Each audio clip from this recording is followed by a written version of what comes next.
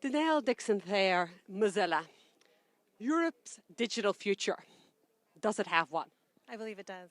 Thank goodness. We need to see more innovation in lots of different regions, and I'd like to see that happen in Europe. Europe's put a lot of work into its digital single market. Do you think it's done enough? I think there's always work to be done when we're working on that, but I do believe the digital single market is a positive thing for technology and certainly for innovation and for competition.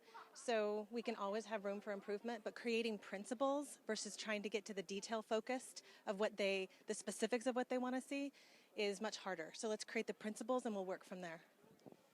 A document concerning copyright was widely leaked last week. This is an issue that you have said something about in this conference. What do you think the issues are for industry? How do you want to make sure that the creative sector gets their share of the cake?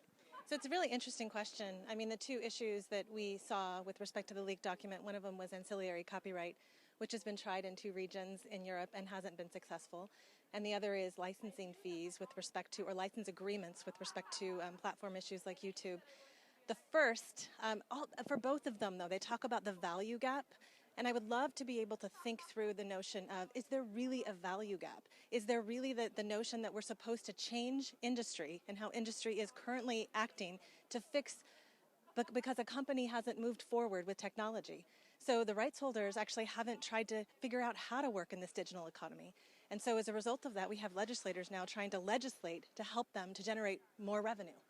And that feels backwards. We should be thinking about innovation, competition, creativity, on both sides of the fence, not just on the side of the fence on the regulatory side to try to make the rest of the internet comport with what they see needs to happen.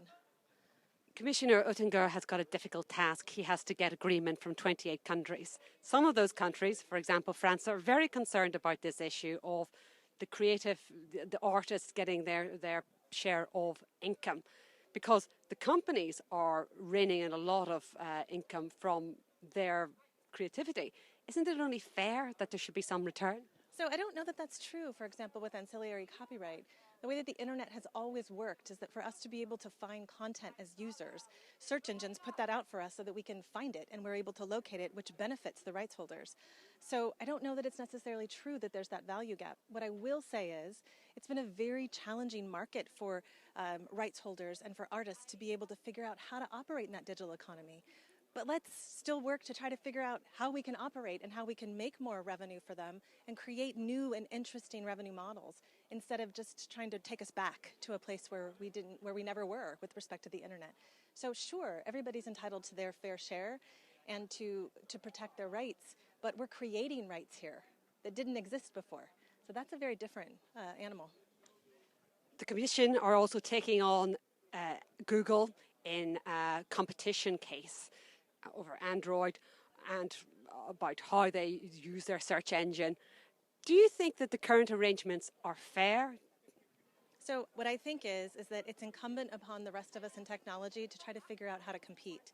It's not fair to have created barriers of entry into that space that are just very hard for non-incumbents to be able to achieve. But they have to be those barriers of entry, if they're created nefariously or through channels that are illegal, that's when regulation starts to happen. The rest of it needs to be solved through creativity and innovation. So we need to figure out how to innovate and to change things.